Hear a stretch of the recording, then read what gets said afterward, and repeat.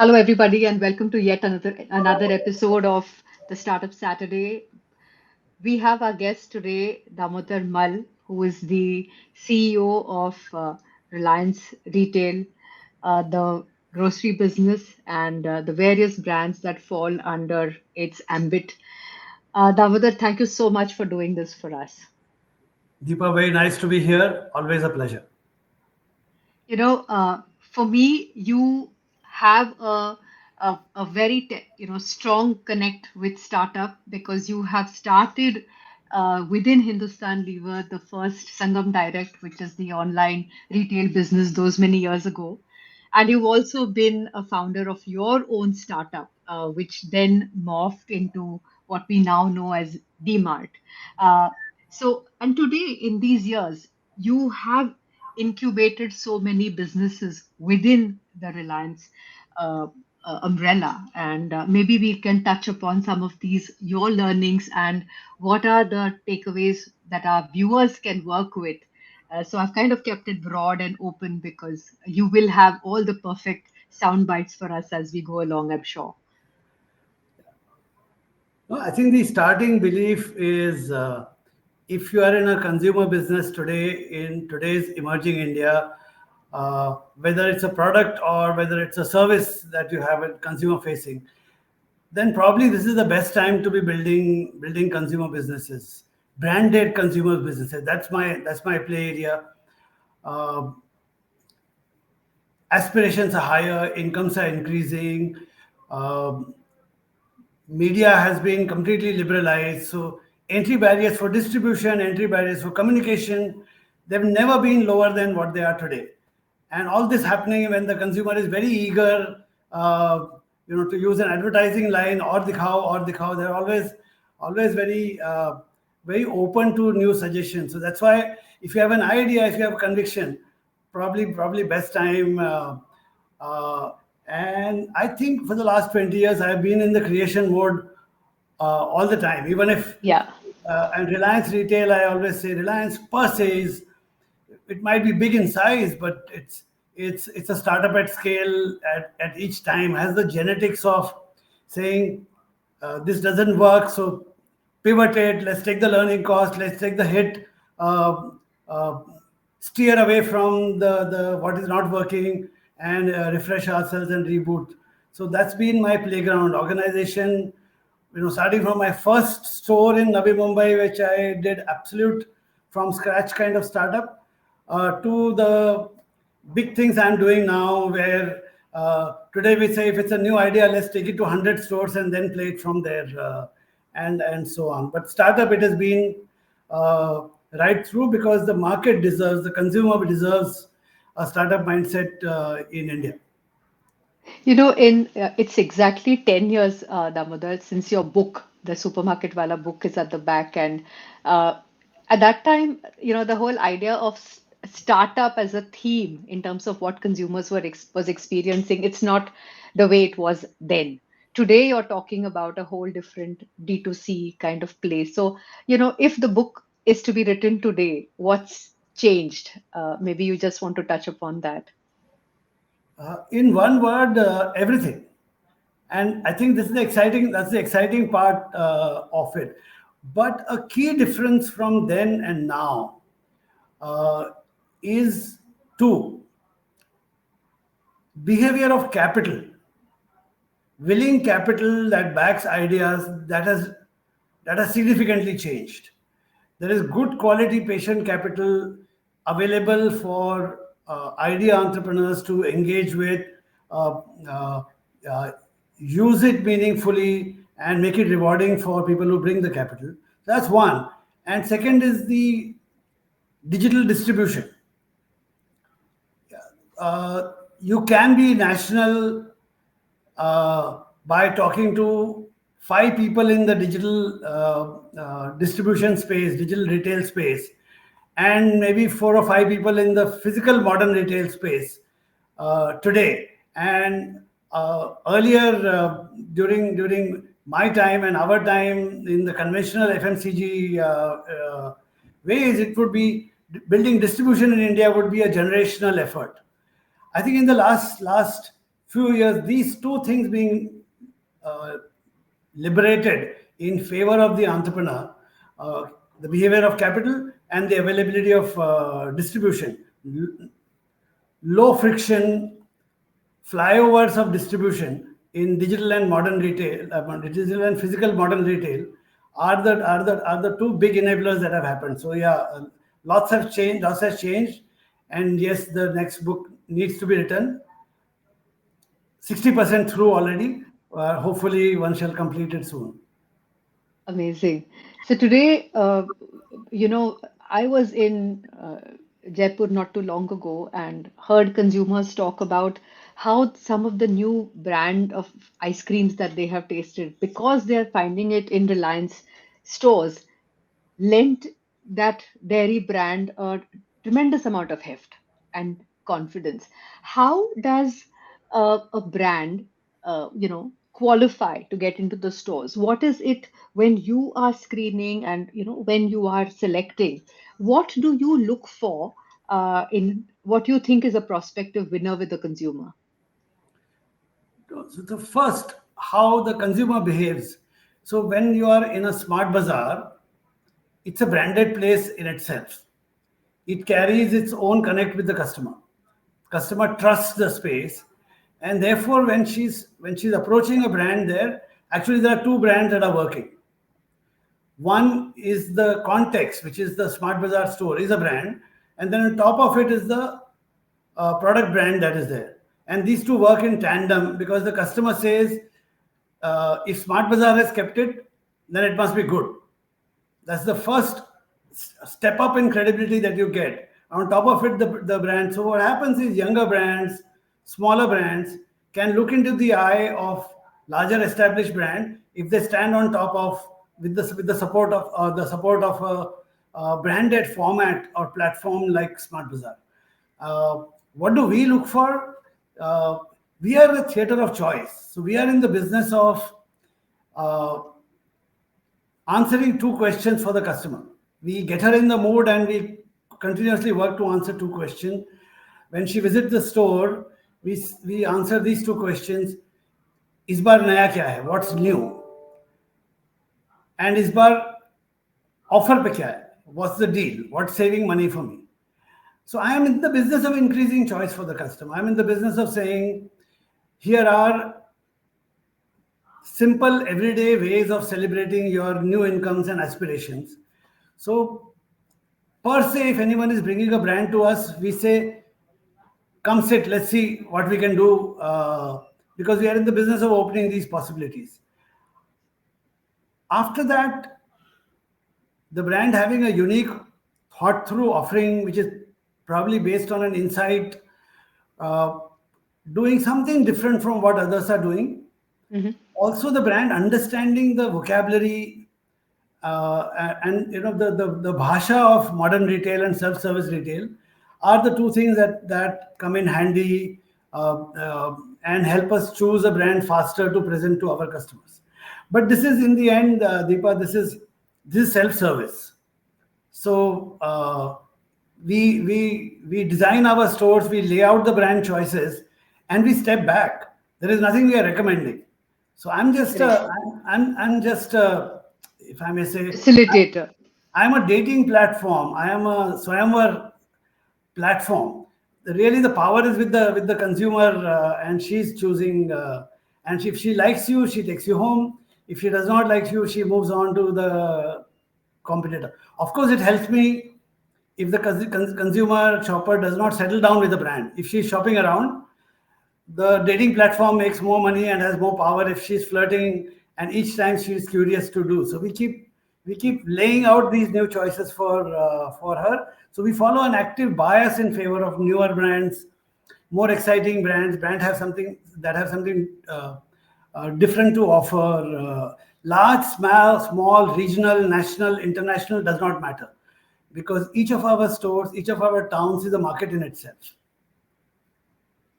No, that's you have used the term Swayamvar in some of your blogs, and the fact that the consumer is today so much fraught for choice. There are, because brands are being created with a certain pace. What is your advice in terms of the little bit of patience with keeping the eye on the consumer or the ear to the consumer to make sure that the mix is right? And what is your guidance for engaging with to startup founders, so they're creating something for the consumer, keeping them in the center? I mean, do you see somewhere a little hyper pace where you think, guys, let's just test this a little bit, or use the store to test? Do you kind of have those kind of conversations? Uh, of course, the starting point has to be an insight and a point of view about the consumer need that you're trying to fulfill. But my advice to founders that I deal with always is, irrespective of how much ever you plan in your mind, in your team, or in the simulated test that you're doing, you are going to have to iterate, because the real picture emerges only when the consumer joins the game, and a stranger consumer in a real marketplace called the store or the site or the app. So the entry barriers are lower, and you know that you will need to iterate, and it'll be your third iteration where you will actually hit it. So keep ego down a bit. Even if you're not perfect, when you believe you're largely all right, go in. If you feel too much risk, then go into a smaller market. You're allowed to go to one pin code. You're allowed to go to 5 stores in the uh, modern retail and e-commerce. Go to the market, understand, get feedback. That's real feedback. Learn from it. Come back, iterate. So do the iteration faster, so that the brand or the offering becomes stronger in the Darwinian way. The the intuitive friction I feel in the minds of educated and smart founders is, they want to the our education system also teaches us this, that you've got to get it right first time. And therefore you spend a lot of time in planning, saying, once I go out there, it has to work. If you put a bit of the businessman thinking and saying, it's okay, I will iterate it thrice, I will iterate it 4 times, but I will do it so fast that the perfectionist will take longer to succeed. I will succeed faster by being uh, uh, iterative and willing to play with the consumer in the real market. So that's the way I believe it works less. Earlier, when you had to distribute it in general trade, etc., back it with some media, the cost of error was higher. Mm. Now, sometimes I say, in today's retail, uh, a pilot market trial costs less than even having 3 meetings within the office. I myself do this Wow. when there are some brands of ours we have to launch, and there are our own brands, and there is a short list of 2 pack designs that come up. Normally, it would be a longish process to go from 2 to 1, and you would follow the regular techniques. In today's world, I say, okay, take one batch with one packaging option, produce another batch with another packaging option, put both of them in different set of stores. At the end of one weekend, you know which is a winner and which is a non-winner. All you need is the maturity and the ego management to say, maybe the pack design that I like or I back might fail in the marketplace, but it's a surer and faster and less expensive way to iterate in today's context, I would say.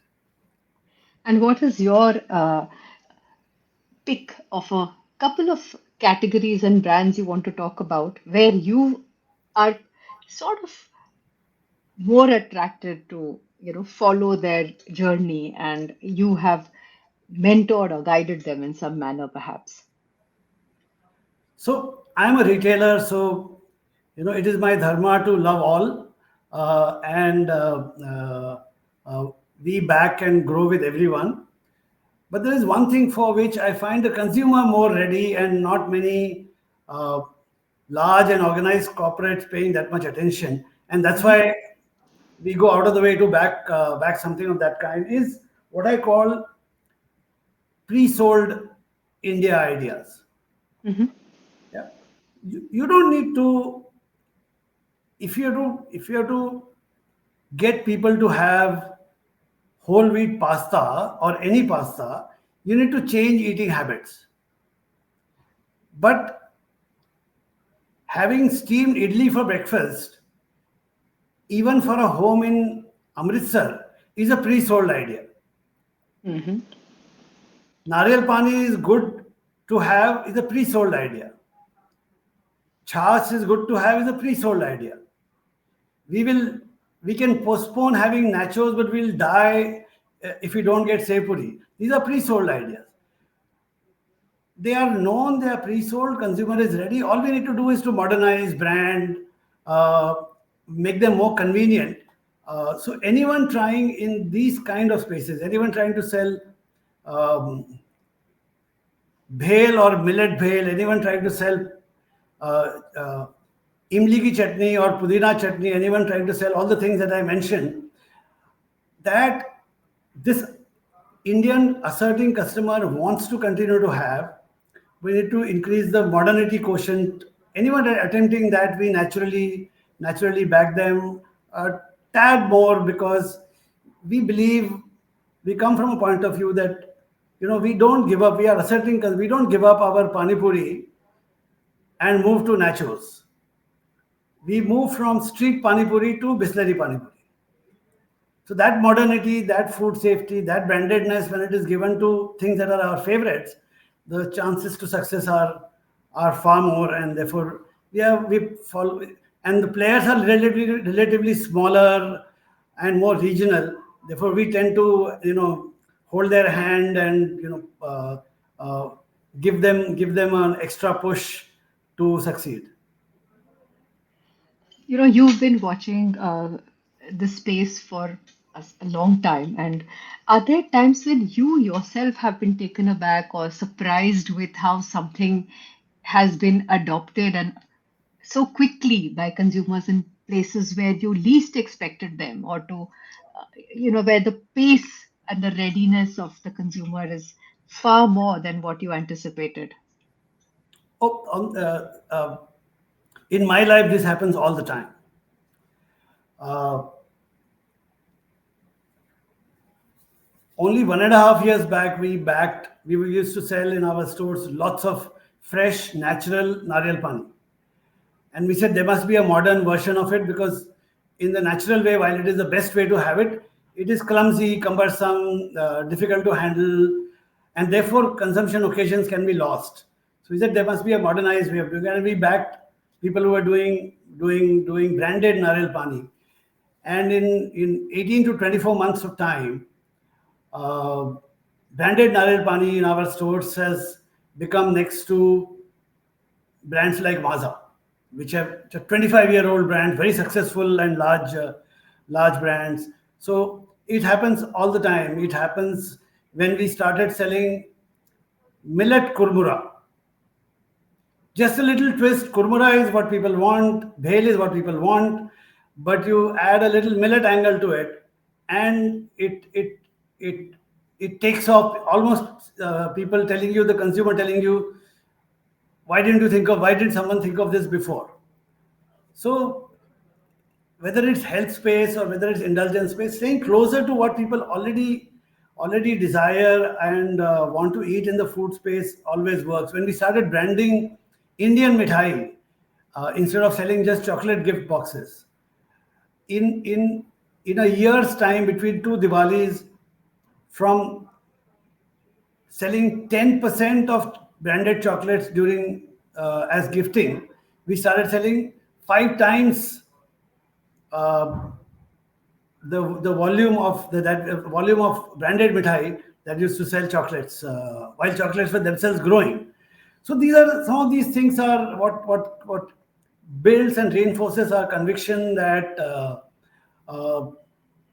likely to play closer home, but play dial up modernity, and that seems to work with the Indian consumer. In fact, you've always gone out of the way to support grocers, traditional grocers, to modernize and to, and really startups. So for the young generation in that their cohort, they may be third or fourth generation, they are a startup. Tell us a little bit about how that piece works, because maybe we have viewers, who have some experience starting up a rejigging a traditional business. Yeah. So I come from a business community family, and traditionally, uh, a little lightheartedly, but the fact in the community was the son who fails 10th standard, you open a kirana shop for him. So he will do a settled business, and we will be able to get him married properly. That used to be the colloquial talk in the previous generations. The key is that era is gone. Anyone can run a shop, anyone can run retail. Uh, that is gone. So if you're not invested in the business, if you're not invested in modernizing, if you're not invested in changing things that worked for two generations, then businesses face decline, and I see it all the time. So uh, farming and small retail are two things where we badly need modernization and almost a generation flip in both these. So uh, the good part is access to digitizing your business, access to embracing the new digital way has become so much simpler in the last 4 or 5 years. That is a good, it is a democrat technology has got democratized, and large number of small retailers now freely accept payments in various non-cash ways. To me, the one very large way of doing e-commerce is something that is practiced by small stores. We don't know how to count it.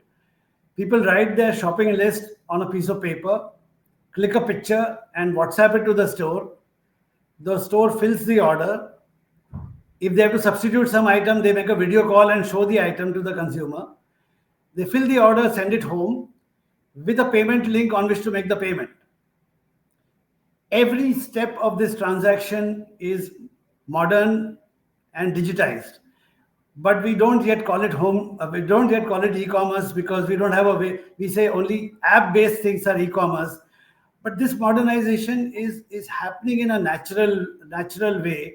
So if somebody has if some young entrepreneur who's running a store has internal resistance within the family or older practices, I would say both self-service retail and digital enabled retail are the way to go on faith today. And I've seen it happen in hundreds of cases, that the moment people change to digital enabled and self-service retail, 30-year-old kirana shops have double their turnover.